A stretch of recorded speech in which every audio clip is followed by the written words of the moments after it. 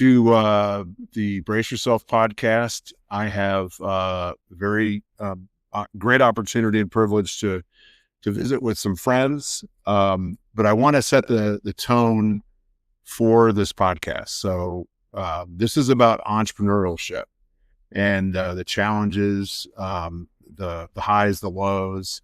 Also speak to community, friendships, small business, and all the good things that come from that. And again, there'll be plenty of trials and tribulations, both with a business or businesses, but also relationships, how challenging all of that is. So without further ado, I would like to introduce Heather and Nick Santangelo. Welcome. Thank you.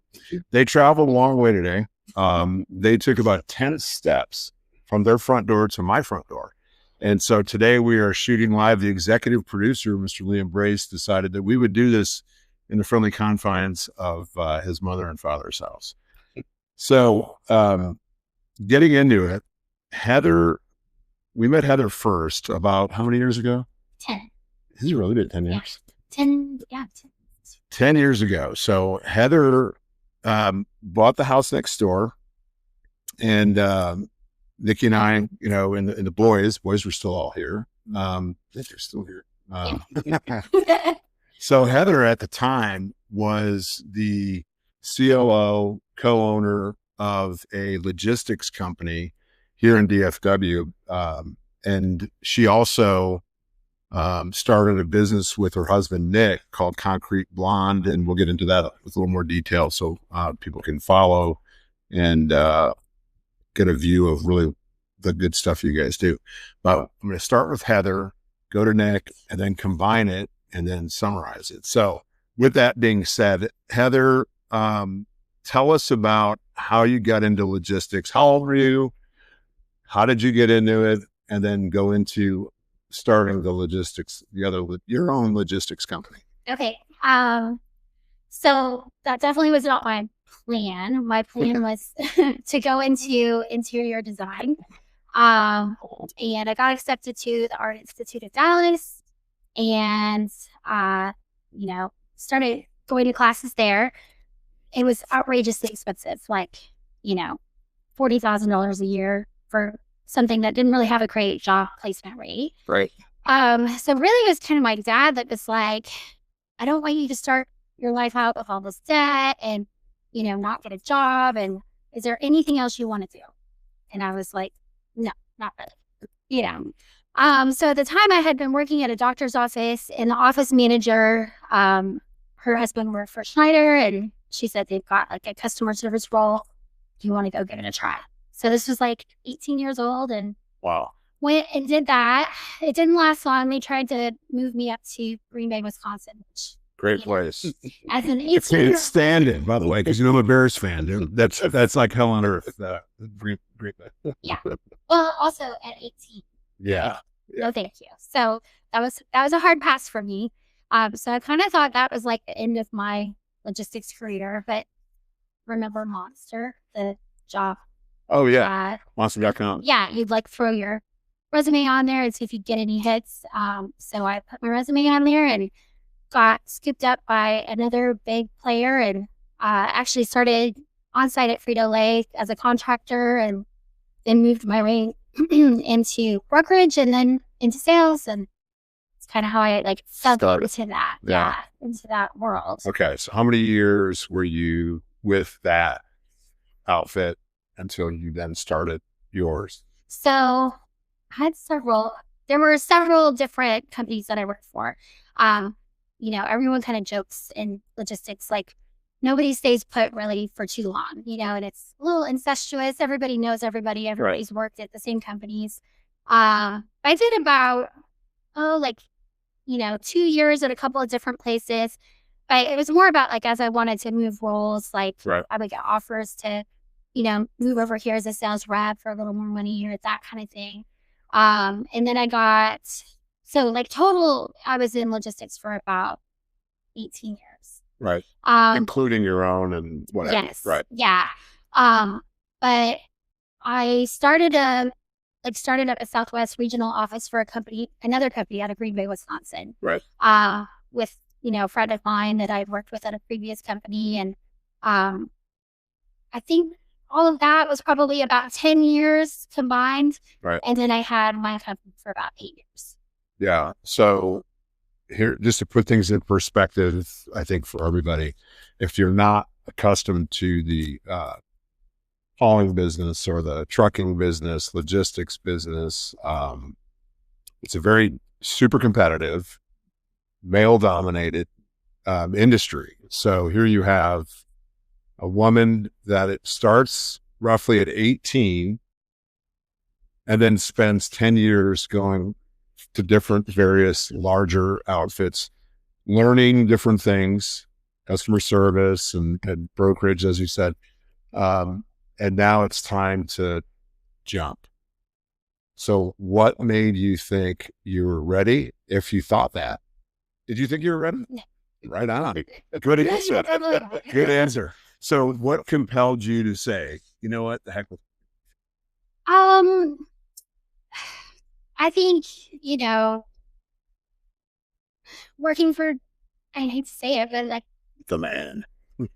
well, things weren't always like on the up and up, or, I would see, like agents get cheated out of commissions and things like that. And, I don't want to like call anybody out, Sure. obviously, but just, there wasn't a lot of integrity. Right. And that was kind of it, that realization that like, if this is happening to somebody else on my team, it's very well, yeah, either it is or it will, or, that kind of thing. And it was like, I've got a strong book of business and, right.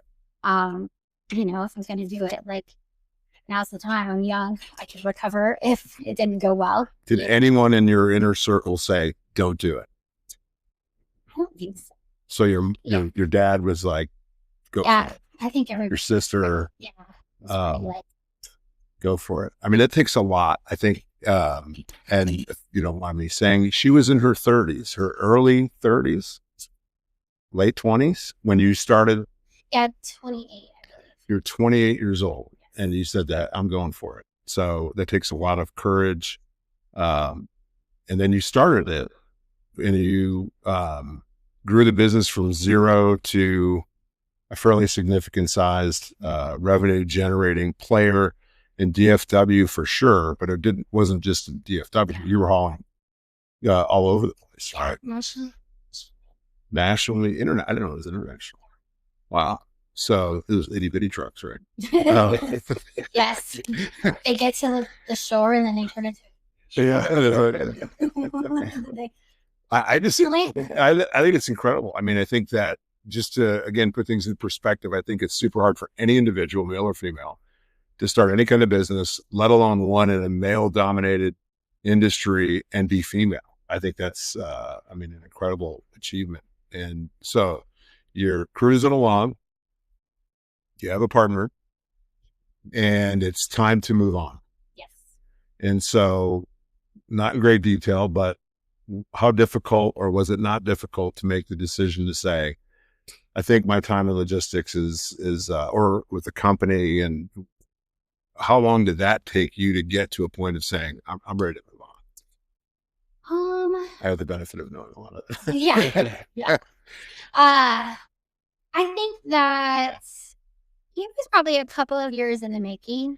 I think the fact that I wanted to do interior design, I became very passionate about logistics. I loved my clients. I loved my relationships.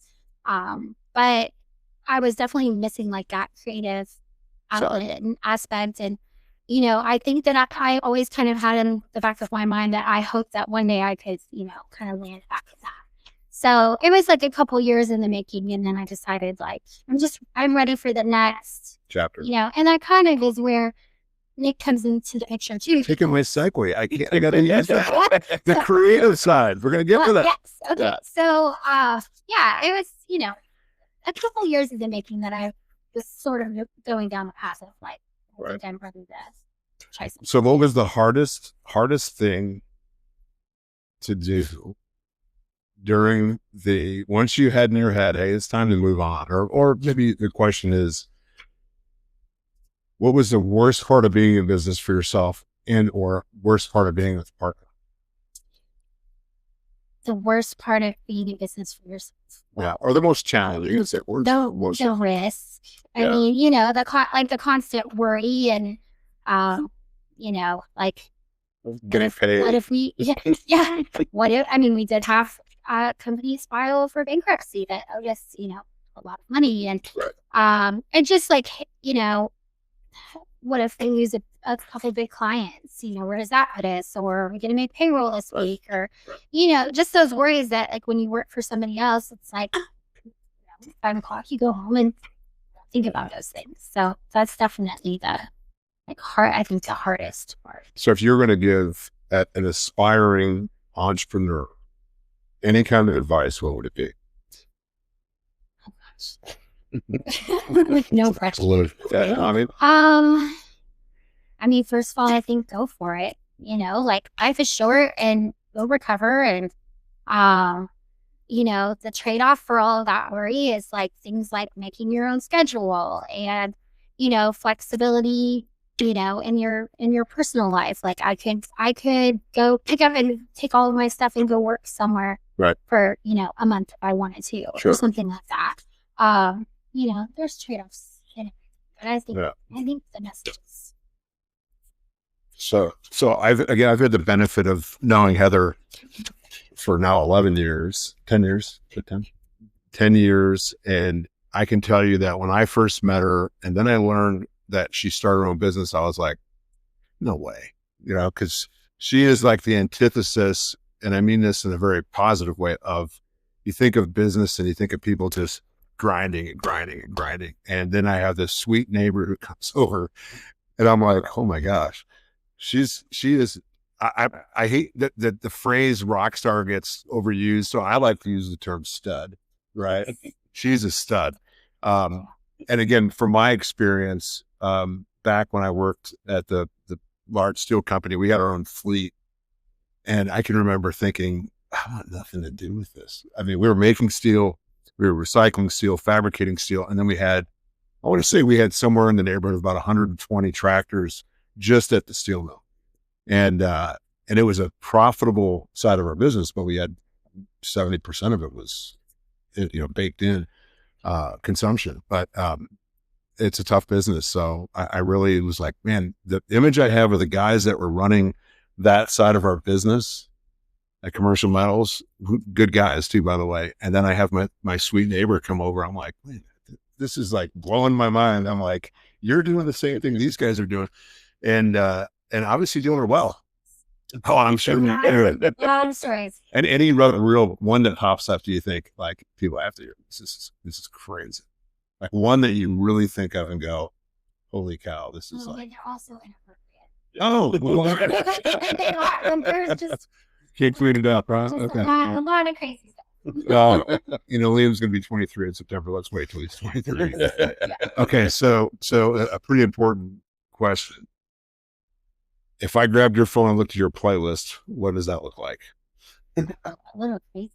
Okay, give me 3 different. Okay, so always Metallica. Yes. Let's see what else.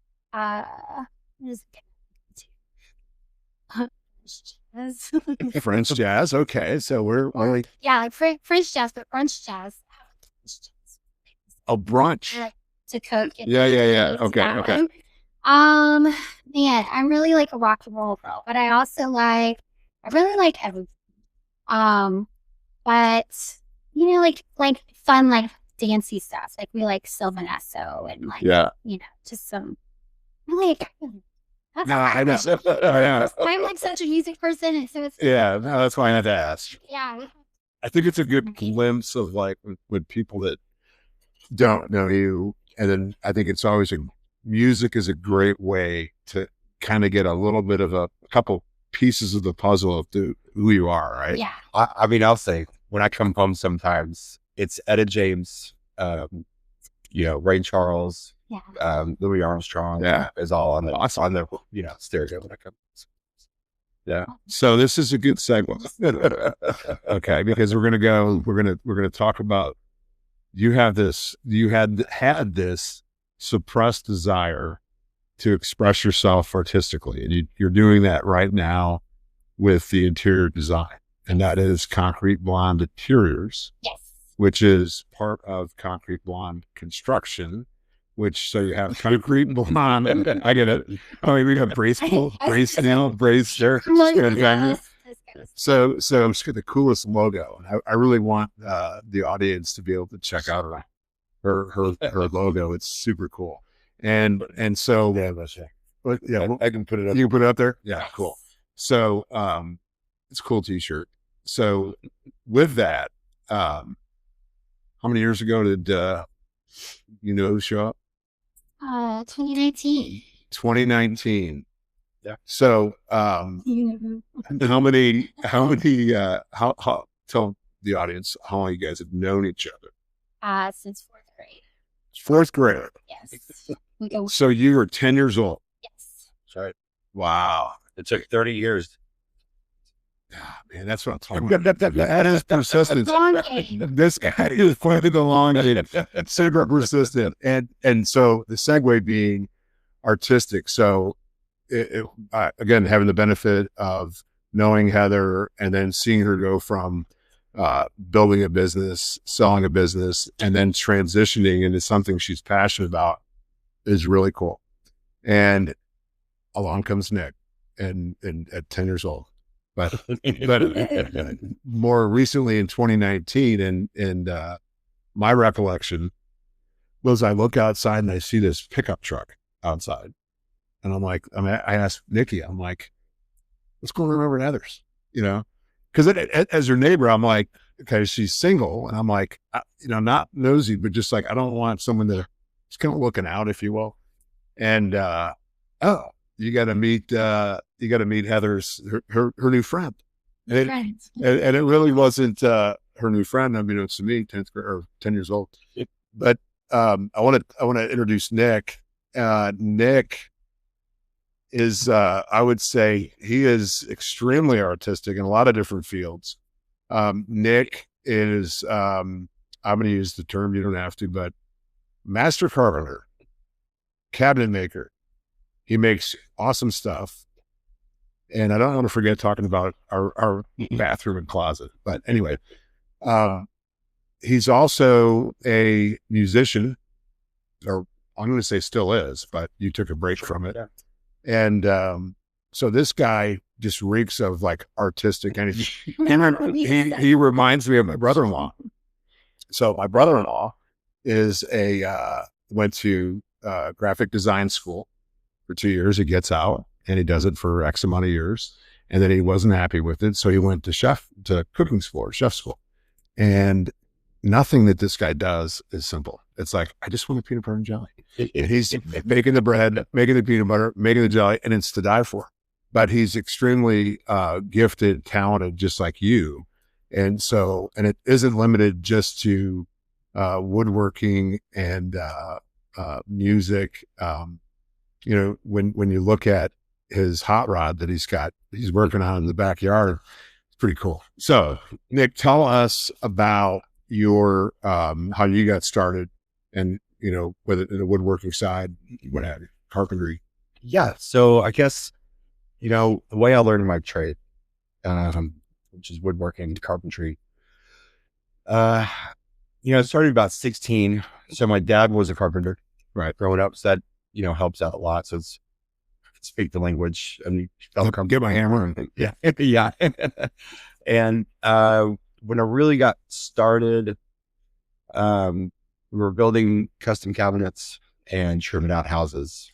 And then, that's always been like kind of my fallback. I played music through all of it, but the way I really made money was that was my day job. I would go and we would trim out new developments, new home developments, and build custom cabinets literally right out of the garage. Right. And you get to work with your dad. And I got to work with my dad a lot. Right. And then the way the kind of trade goes is, you work when there's work, and then if there's not, you kind of look around and guitar. And I got and I got really lucky. When I was young, I got to bounce around and learn from other cabinet makers, around and other carpenters and a lot of old school guys, Right.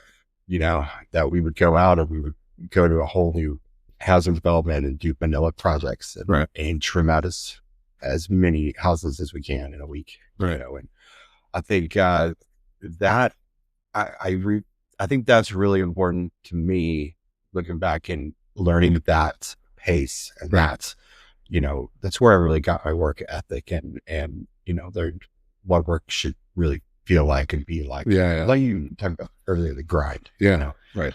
But getting a lot out of putting a lot into your work. Sure. That's where I learned that. And I was lucky enough, I learned from multiple old school, carpenters that really taught me a lot. Then in 2008, 2009 is when the housing market crashed. Right. So then it was a big, oh boy, like, what are we going to do? Right. So that's when I switched over to the commercial side. Okay. Doing commercial millwork. Right. All over the country. And really that's where the comfort and, the real money kind of started coming in. And showed up, and we were doing bigger jobs that you could point to later and say, man, I created that, like signature made jobs. something happen there. Yeah.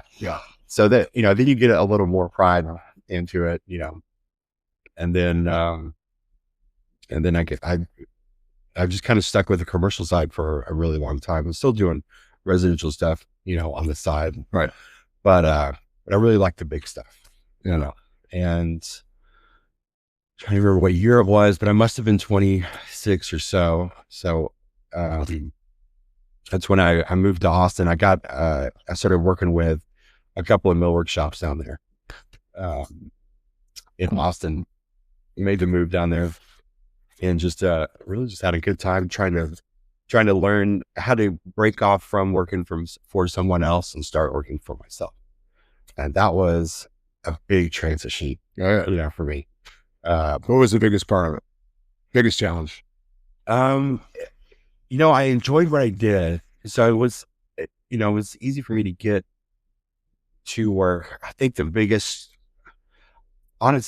challenge that I had in the beginning was how to learn how to take on more work at the same time. Right. Now I'm working for myself and doing one job at a time. Right. So if I'm out, working hard on one job, how am I lining up things? The next one, the next. So that was the hardest thing, when you're also being young and setting your own schedule was definitely a challenge. Not good with time on his hands. Or needs adult supervision. I totally understand. Yeah, exactly. Yeah. That was a hard lesson. Yeah, that's interesting. But you learn pretty quick. I mean, you get just like what I learned when I was a kid. I mean, you get out what you put in. Yeah. Into this kind of thing. I think working for yourself is the same thing. What's crazy is when I've been asked by my kids, or just maybe unsolicited because I want to run my mouth, playing college football, we were lined out almost every day during the week. And obviously, and during the season you played on Saturday, we were lined out every week for 4 years or 3.5, because that other half was your senior year. Sure. When I got out of school, I was lost. Yeah. Was lost because I didn't have the regiment of I got to be here at 5 a.m. And then at 8 o'clock, we have class. 11 o'clock, I watch Price is Right. And then I go to lunch. I come back, I take a nap. I do some homework. I go to film at 2. I get taped at 2:30, and then you practice and you eat, and it's rinse and repeat. When I got out, I was totally lost, even though I was working in this foundry. The owner was like, he paid for me to learn how to manage my time, and I was miserable. Yeah. Right. For me, I found it easier to say, this is my job and this is what I have to do between the hours of X and Y. And I know what good looks like. So this is what I'm going to do. Yeah. So it took out a huge element of am I being effective? You know what I mean? Like you're saying, like if you're building something and when you start, you're like, I hurt my head, but you can turn on and you can look and say, okay, here's where you start. Yeah. And here's, But it's a big challenge. And I didn't really get my mojo until probably 2 years later. I mean, I went so far as to look at like my best friend, you know, he's the retired military guy.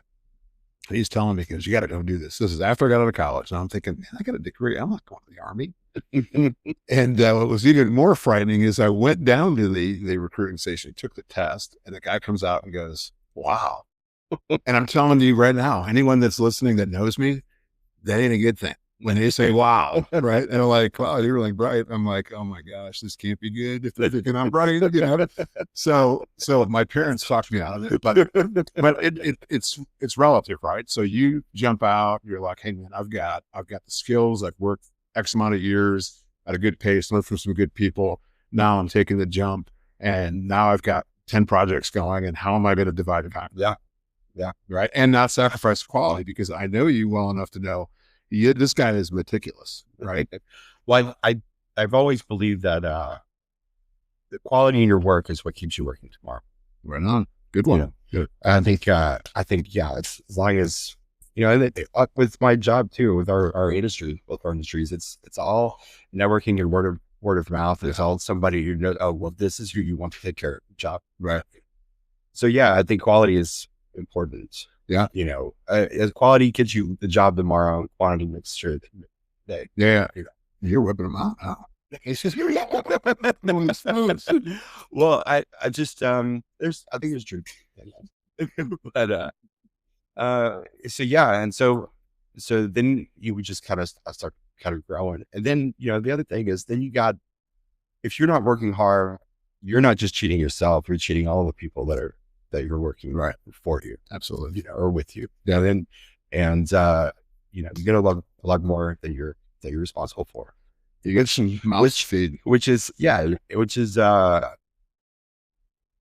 definitely stressful, but it's also helpful. You know, I think I need things like that to kind of motivate. Yeah. You can't let it overtake it though, because you know, same thing. Like, well, how many employees do you have? Well, we've got like 30 here. We got some over there.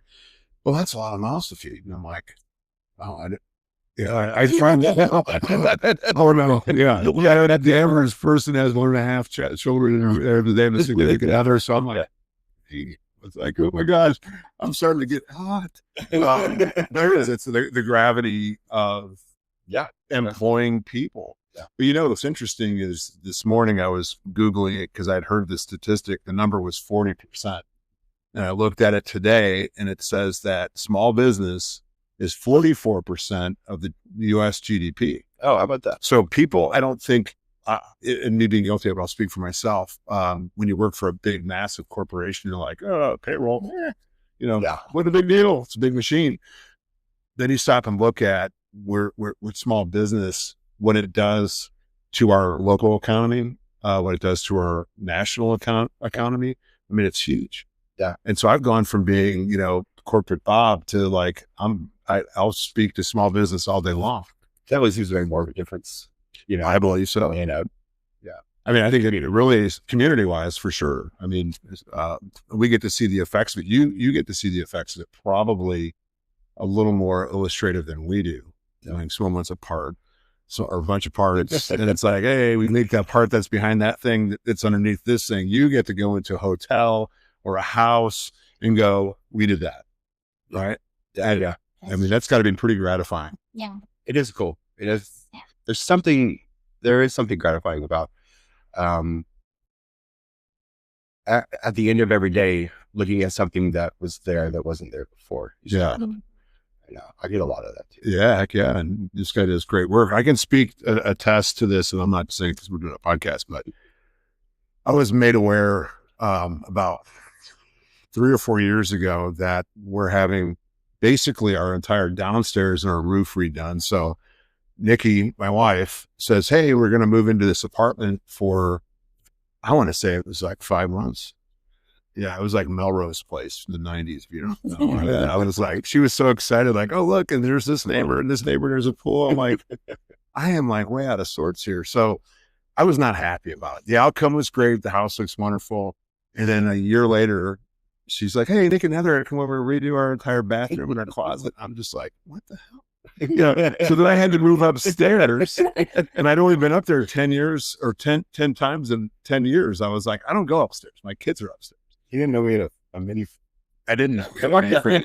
And so I was like, oh, Really, I found out. and so I was banished to the upstairs for a couple months, but I will say that I get to see it every day, and it's unbelievable. And I think you have some pictures of it too, don't you? Mm-hmm.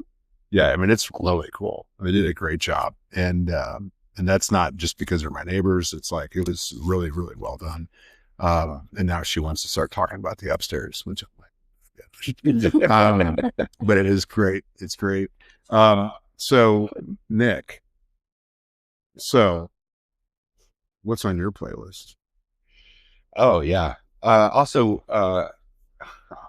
crazy things. That I don't find hard to believe. Today it's probably one of Maynard James Keenan's bands. Okay. It's Tool or Lucifer, Primus. I do love Tool. Yeah. And I also like.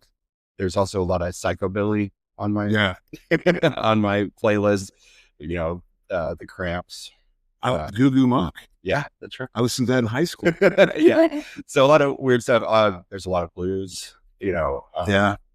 There, old school blues, T-Bone Walker, Muddy Waters stuff. So these two got married 2 years ago, 3 years ago.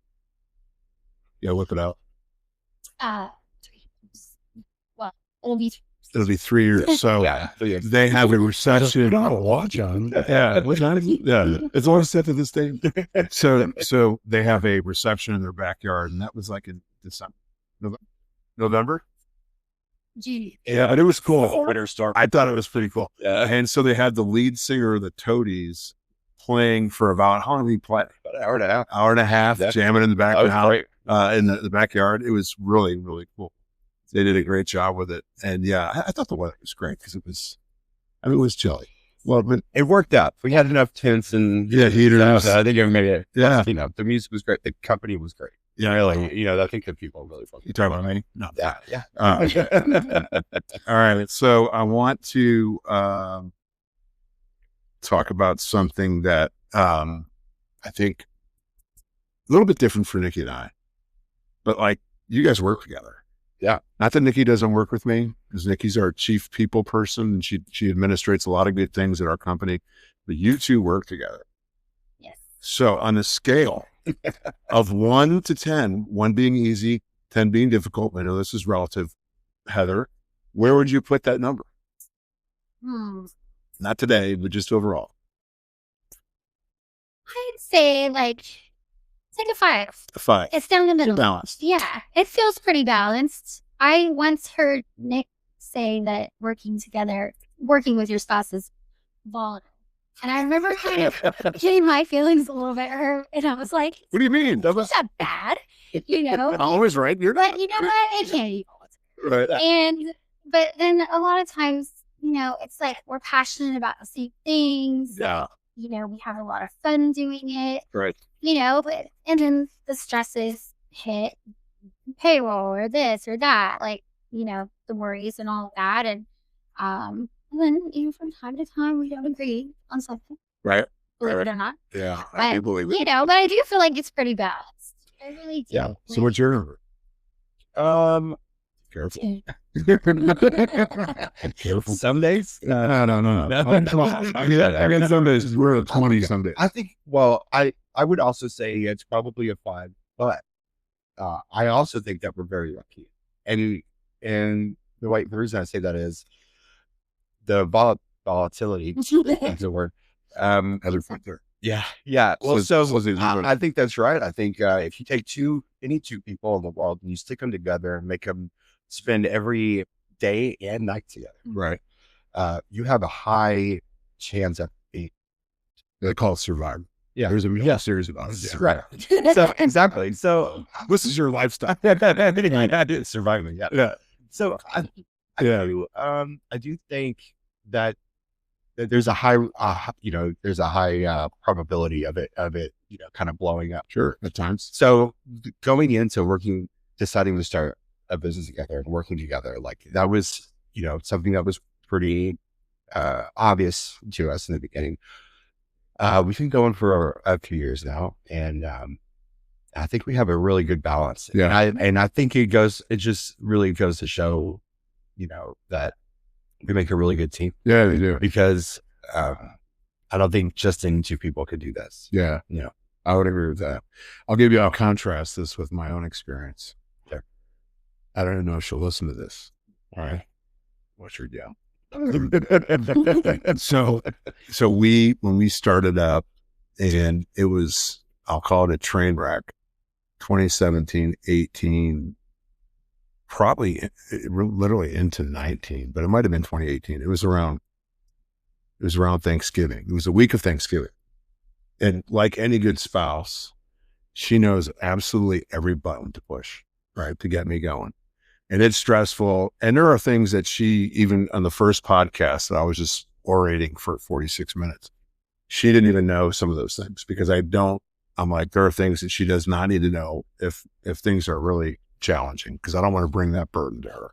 So here I am, week before Thanksgiving. And if you could picture that scene in Elf when he stands on the elevator with all the buttons and he just starts pushing them. So Nikki's pushing all my buttons and I just like lose it. And I go from, hey, 1 is easy, 10 is really difficult. I went straight to 100, right? And thankfully she's very forgiving and understanding. And I woke up the next day and I couldn't hear. I'm thinking, I had like water in my ear, but I haven't been swimming. I'm like, doing one of these. And I'm like, this will go away, right? Maybe it's a sinus infection or something like that. And I thought, oh my gosh, I literally blew a gas.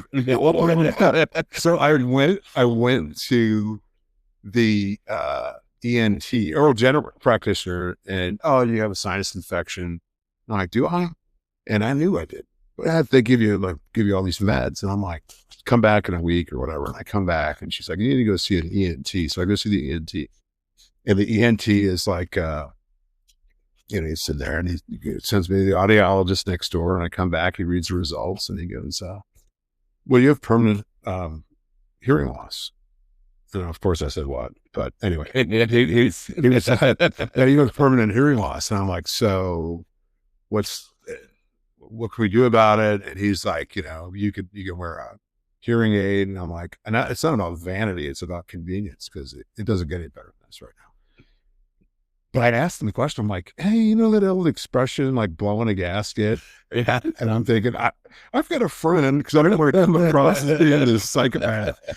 And he's like, no. Oh, thank goodness. I look at me, imagine me telling this guy, I just started barking at my wife and, we're going to turn you in or something. But she got a kick out of it for a little bit. And of course, the biggest challenge was it was COVID. It was COVID was a year later, and I have to wear the mask, my glasses, and these hearing aids. And I was sitting there thinking, like an entrepreneur, I can make a helmet with a visor with prescription glasses, earmuffs where I can hear, and then a respirator. This would be great. Walking around with this helmet on all the day. It was such a pain in the butt. But yeah, I think it's a testament to both of you guys for, I think, your relationship, which we get to see. And of course, I know it's challenging work-wise in any environment, but it's a good testament to both of you guys for being able to work together, live together, have fun together, and they have lots of fun. I'm telling you, they're a lot of fun to hang out with. So I think it's great that you guys are able to do that. 'Cause to your point, I don't think just any couple can just like, hey, we're going to work together. You hear a lot of, I agree with that. So let's move to probably the most critical thing on the board today. This endeavor is massive, and it's chickens. And I'll set the table on this one. So Heather comes over, tells Nikki, we're going to do chickens. And of course, Actually, I think I asked. Oh, did you? I think I said, That was a totally loaded question. like, Brad, you knew the chickens. Get the pool on the boat too. it's like maybe a really bad idea, but also I wanted to do it. And I was like, don't you think we should get chickens? Yeah. So it's more of a, I'm still feeling it out. I didn't know if she'd be like, that's. No, insane would be in my yard. your yard is flooded, right? So Heather and Nick went out and bought 5 chickens and restocked 2 days old, 3 days old, a week old. Yeah, they were less than a week old. So they take them in, and which is great because my 2 little grandchildren love the chickens, Oh, yes. right? And so then Nick goes to town and builds the mother of all chicken coops. Taj Mahal chicken. And if you can, we're going to get a picture of that chicken coop because it is extremely cool. It has a chandelier, it has wallpaper, and then It had guys built it. oddly, it has my name on it. I think Nikki had it put up there, and so when I get to go live over there because I'm getting chucked out of the house for screaming, but it is so cool. I mean, and Nick did. He asked if Gabe and I could come over, and we do that today. Yeah, and do a little bit of help. It's pretty cool, but it is impressive. One, that they would take on this endeavor. 2, that when you look at this chicken coop, and I'm not suggesting you want to go build chicken coops because this thing is unbelievable, and I can't wait for the little chicken eggs. Yeah. Oh yeah, In a couple months, right? maybe August. Yeah. August. Yeah. Okay. We're still waiting to see if any roosters also. I've heard there's a rumor there might be 2. Yes. There is everyone that has like That has has had chickens or is familiar. They're like, that one's a rooster. The same time. Really? Yeah, same. Yeah. So we're hoping not. So really sad. That's it. Chicken fry. Sorry. There is a rooster rescue. Rooster rescue. Oh, this is really excited already. Whatever you guys want to decide. I got it. I need to be told They got shit off. I got it. They'll go to warm. that. Yeah, no, I get it. Yeah. That would be hard. I would agree. We, the last podcast we had in the week, I don't know if you were watching it, but I showed him this. Oh yeah. So I don't know. this is a black walnut stock, and so my collaboration is with Nick here. We're going to figure out how to produce Texas black walnut stocks for precision hunting rifles. That's right, precision hunting rifles. So we're running those. You haven't seen that one? I haven't seen it until today. Yeah. I think we absolutely. Yeah, we can do a lot of a lot of Texas Woods. Yeah. We'll figure some pecan and mesquite. I love your. See, this guy's his juices are flowing. I'm just like, let's slam some metal on it and let's make it work. That's great. Yeah, we could do. You said that you were very good for it. We'll take a look at it. But yeah, I brought it back. It's been sitting there. I wanted to show it to you. But yeah, very cool. Let's do that. Yeah, craftsmanship. This guy's a craftsman. Yeah, you're gonna teach us your ways on how to absolutely get that thing smooth and right. So yeah, we'll do some handwork. They'll have to be hand up. Yeah, done by hand. All right, so let's do this. So, do you, again, going back to the platform? The platform is work hard, take risk, treat people with respect, right? Employees, suppliers, customers, each other. Any advice you guys have for the audience that's thinking about, again, I think I want to work with my spouse. I think I want to be an entrepreneur to some magnitude, franchisee or starting a business. What advice would you give people that are thinking about, or let's do this. How about, I say kids that are 18 to 30 years old. What kind of advice would you give them just on the work front, not even entrepreneurship? What advice would you give? There's a few. I mean, I would first of all, I would say, not necessarily stick with what you're good at, but definitely you can lean on what you're good at. Bet on yourself. Don't quit, because a lot of times you're gonna want to quit. You're gonna want to just blow it up. But a difficult journey is can really definitely. Yeah. Okay, nothing worth ever. Don't ever do it again. But nothing worth doing is easy. Did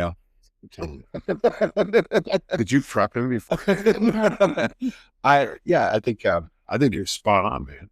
right. I mean, I have this little thing that by our nightstand. It says, will it be easy? Hell no. Will it be fun? Hell yeah. Oh yeah. I like that. That's kind of the, Exactly. and it's not always fun and it's not always easy, but No. What about you? Let's see. I would probably say to be open-minded. Like, I think there's a lot of pressure to kind of figure out, coming out of high school or whatever, it's like what you're going to do with the rest of your life. And Right. I think, obviously my plan did not work out and I went in a completely different direction, and I was lucky enough to, get to come back to what I really wanted to do with my life. But I think just be open-minded, that like plan A doesn't work, pivot. Yeah.